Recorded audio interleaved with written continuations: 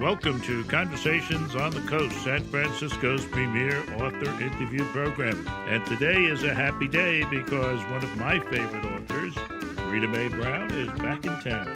Thank you. So the title of the new book is The Telltale Horse. Now, it's a novel, of course, and it's either the 6th edition to the Fox Hunting Mystery Series or, as it says elsewhere, the 6th edition to the Outfoxed series. What the heck is it? I mean, do you have a preference? No, I really don't. I really don't. It does get confusing, though, doesn't it? It is. Well, there's also another line in the press stuff where it says this is written by Rita Mae Brown with Sister Jane Arnold. Ah. So, I mean, there you are. And Sister Jane Arnold, of course, is the ongoing, character in the series of books. And we'll talk about her at some length because there's some wonderful stuff in this particular book about her. But I have to begin by asking you, how come you're here? Because I'm also told in this material that this is the start of the fox hunting series. Do you know what they do? Shouldn't you be out fox hunting? Well, I should. They send me home to hunt my hounds. So I get to go home on Fridays and Sundays, except for tomorrow. The Pacific District meet of all 12 hunts in the Pacific Coast will be at Reno. So they sent me to Reno. Oh, for crying out. Which is why I'm going to Reno, because you kept looking at me like, why are you going to Reno? Well, that's why. Not a lot of people trek to Reno from, when they're publicizing books. Right. Perhaps they should. I don't know. Now, if we say that the title preference would be Sister Jane, okay, because I like her a lot, we can check this book out for certain new, to me, information about Sister Jane. This is very early on in the book when they're at the ball. In Sister's case, the gentleman truly enjoyed dancing with her. 73, a trim 6 feet, with shining silver hair and buoyant spirits. She had the gift of making a man feel like a man, and she was a wonderful dancer. And somebody passing by yelled out to her, "Don't you ever wear out?" If I did, I wouldn't tell you. She's a very worthy character, and a lot of people perhaps have not had the pleasure of reading any of the previous books. So I want to acquaint them with Sister Jane. Sex, it says in another place, was Sister's Achilles' heel. How pleasant. Most times she could discipline herself, but every now and then she broke bad. That's really a reference to that's hunt language, I think. Yeah, it is. Yes. But Sister had ample time to repent her earlier indiscretion. Well, at 73, she should have a little bit of time. Yeah, and who knows what she's going to get into next. Well, we'll get into that later. At another point, and this gets into the deeper character, I guess, human drama bored Sister. Her focus was on fox hunting in particular and animals in general, although she did care about Custis Hall girls. This sounds like you. They were young, experiencing powerful adult emotions for the first time. They needed a friendly ear, perhaps a friendly nudge. Adults should be accustomed to such tempest, although Sister had come to the conclusion that adults were just wrinkled children with greater resources to inflict greater damage. Now, I love Sister, and that's some of the reasons why. Well, thank you. And I'm glad that, she's still with us and as a character and being a great influence on fox hunting. Well, I personally find people extremely sexy in their 70s. I met Douglas Fairbanks Jr. When he was in his 70s, and I met Cary Grant, and I could not breathe. I mean, it was like the wealth of all the years was there with him, and they looked so good. Okay. Now, the business of fox hunting, this is the 100th anniversary of fox hunting in the United States this year, 2007, is it not? Yes, it is. Yes, and it's not a rich person's sport, you insist. No, not at all, actually. In America, slaves hunted in the South. Mm-hmm. If you had the ability, you might have to go out as a groom, but you could go. And it's one of the most wonderful things, I think, about America. Well, the same with all hunting. You know, remember? Yeah. We didn't go through a feudal period where a duke would own 30,000 acres, and if you hunted on his land, they'd kill you. So deer hunters in America are everyday people. Our history is so different from Europe. In answer to a question or in an interview that you've done someplace before, you said there are some things all hunters share in common. Colon. Okay? Physical toughness, deep love of nature, riotous humor, and this is both a plus and a minus, an overheated sex drive. I'm about to go fox hunting myself. Well, I'm sure your listeners have realized you're extravagantly heterosexual. All right, there's a lot about the hunt and the telltale horse, but, you know, it's also about a lot more, so stay tuned. You're listening to Conversations on the Coast with Jim Foster. Now you can find this program on iTunes, SoundCloud, and all your favorite digital outlets. Follow the show on Twitter at JimFosterCoc and email JimFosterCoc@gmail.com. Today, the book is The Telltale Horse, the author and old friend Rita Mae Brown. Published by Ballantine Books, it is the 6th edition to the Outfoxed series. I kind of like the Outfoxed series. One of the early reviewers had some nice things to say about it. Oh, good. Yeah. Just came in, book list. Brown's latest in the crowd-pleasing fox hunting series is, I can just hear the ovation, is cleverly named, I don't know what they mean by that, and just as cleverly and compellingly developed. Brown again proves herself masterful in this newest entry in the charming and engrossing series. Well, bless whoever wrote that. Isn't that nice? It's some, anonymous man or woman at book list. Huh. So send them a check. Let's be nice to them. Now, before we get into what happens in the Telltale Horse, in real life, you are indeed a master, or the master, or one of the two masters of the Old Ridge Hunt Club? Oak Ridge Hunt Club. Oak Ridge? I'm the senior master. Senior? Well, don't say that. I mean, that makes you old. No, it just means I got there first. Oh, okay. But what is it that a master does? You know, a master actually does what a member of parliament does in Britain. You're continually building bridges between people. This is a sport that relies on the generosity of others, including people who don't hunt. I can't rent land to hunt upon. Like a deer hunting club can rent the land to hunt on. I can't do that. It has to be freely given to the club. So it knits together a community in a way if you get people to cooperate, which fortunately I've been able to do. Well, do you actually buy the land, or you just it's a rental thing that you can you don't do it. You don't pay them a penny. Like if you own 500 acres and I came to you and I said, Jimmy, like your mother, good. That's a good approach. Could we hunt your land? And I would tell you if you need some gates put up or if there was a job you needed done, we'd do it. But we can't pay you because the Master of Foxhounds Association will not allow it. And you say yes, then we would be able to hunt your land. And it creates a marvelous dynamic in a community because everybody's kind of in it together. Yeah. And so money, you can't buy your way in and you can't buy your way out, which I love about it. And it's a sport that can't be corrupted either, because who's going to ride around with a Chevy symbol on the back of their horse? You know what I mean? You're not going to have Post-its all over your gear advertising. I mean, they've ruined tennis. They're on the way to ruining golf and all these things. Yeah. But you can't ruin fox hunting.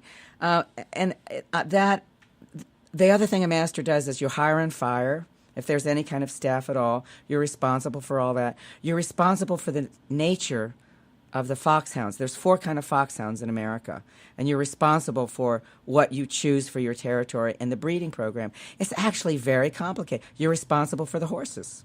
When do you have time to write? I get up about 4 in the morning. Good Lord. Well, at any rate, this book is a mystery, as all of these books in this hunt series are. And things are going along rather swimmingly here.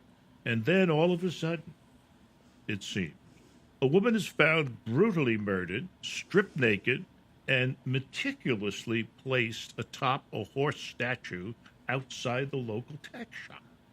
The theft of a treasured fox hunting prize inside the store may be linked to the grisly scene, setting writers on edge. And readers, too, I might say. I mean, it's so quiet, and then boom! She's Lady Godiva, Yes. you know? Yes.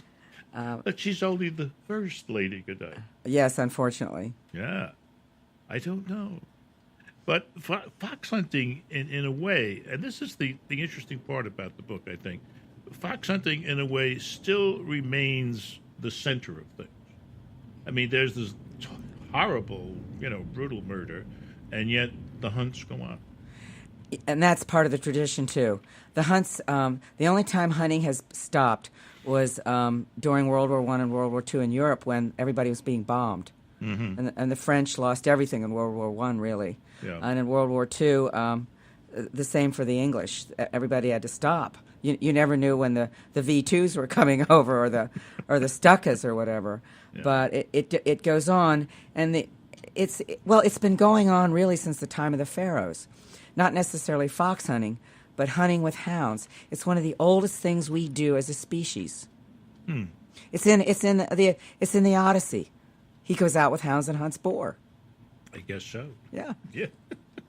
One of the subplots which I found very interesting was the part that focuses on the kids that are in high school and the problems that they have and how they're responded to. Yeah, thank you for bringing that up. Nobody else has. Well, that's what we're here for, to bring up different things. I am very proud of young people in America. I think they get a bum rap. At least the kids that are fox hunting, they're just fun, and I'm ready to hand over the government to them. Well, we'll hand over part of the next segment to them after we listen to these messages. Stay tuned.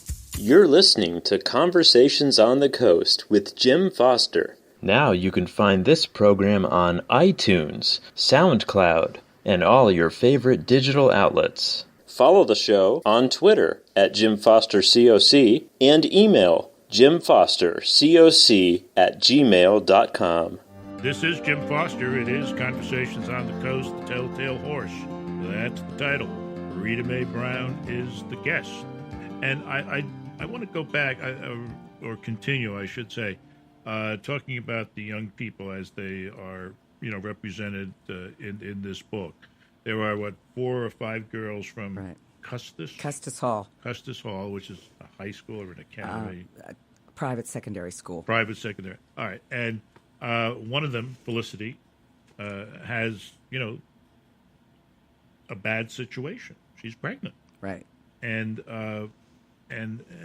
Sister Jane handles it beautifully, I think. Better than the parents. Yeah, the parents are outraged because the girl is very, very bright, and they envisioned a career for her as an investment banker or something like that. They had her in Princeton. And, right? Yeah. And she says no, she'll go to the community college, and her husband is a jock at the private boys' school, and he's not as bright as she is. And they all underrate him. As the series goes on, he will prove to be worth his salt. And she says, I'm going to have the baby. Her mother wants her to have an abortion. She refuses. And her parents turn their back on her. And Sister says, if you're in love, that's all that matters. In essence, that's what she tells her. But she also expresses or shows confidence in Felicity and her friends who are kind of hesitant to, support Felicity in her choices. After a while, they get very much on her side. They do, and I think that's one of the advantages of Sister having lived as long as she has. Her friends are afraid she's throwing her life away, and Sister, in essence, says, how can you throw your life away if you're giving it to a child? That's wonderful. That's wonderful. Now, in this series, there's always a character or two who is worthy of denouncement. And in this book, I think it's Crawford Howard, self-made man, moved to Virginia from Indiana. He's egotistical, ambitious, and thinks he knows more than he does about fox hunting. He knows so little about fox hunting, he screws up the hounds. He does. He screws up everything. Yes. I mean, But I like those kind of characters in there because everybody else seems so good.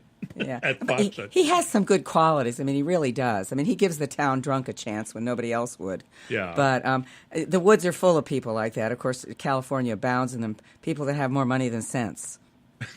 You know? Yes, and he did give money to the club. Yeah, he did for a while. Recall. Now, one of the things that came along in the package, and I go through it all, because I'm very studious in this performance of this interview, is stuff from the publisher. And one is a series of black and white photographs, beautifully reproduced on a Xerox machine. And one of them is labeled "The Caravan That Follows Behind the Hunt." This blew it for me. I had this romantic notion. Everybody was, on horse. And here's this picture of 9 vehicles coming across. What are they doing there? Do you know that's usually they come for what I call the high holy days, opening hunt, Thanksgiving hunt, Christmas, and New Year's. But yeah, people will follow in car. They'll follow on foot, and they have a leader. And in England, hundreds will follow on foot. It's quite something. Well, but they want the exercise. Yeah, well, some of them can't ride. It's not a skill everyone has acquired. I don't have it, and I'd be willing to walk, but I would come along in an SUV. I don't like that. It broke the romance. Did it? It really, really did. It broke the romance. And I mean, I was getting into it because you write here about the history of fox hunting in the United States, how George Washington fox hunted, and so forth and so on. And then you show me these darn SUVs. Well, in the old days, they used to follow in ox carts and little pony carts because if somebody came to grief, they'd throw them in the back of the cart and get them back to the village. Now we just throw them in the back of a truck. In addition to doing all these good things with students at the local girls' academy and managing the hunt and so on, Sister also manages to help find the killer. And right. By the time this thing gets going, there were 2 Lady Godivas and 1 more murder. So those of you out there who are into murder mysteries and things like that, this is a book for you. Those of you who want to have a sense of reading something that's exciting like that while there are issues in the background, this is also a book for you. Thank you for saying that. Because one of the main issues in this book, that's all over it, in a very interesting way, is sex. Right. It's really very interesting. Sister has, I think, this great attitude toward sex, that it happens, it's over in many cases, and that's that. Whereas other people obsess and seek revenge, and indeed that becomes a motive.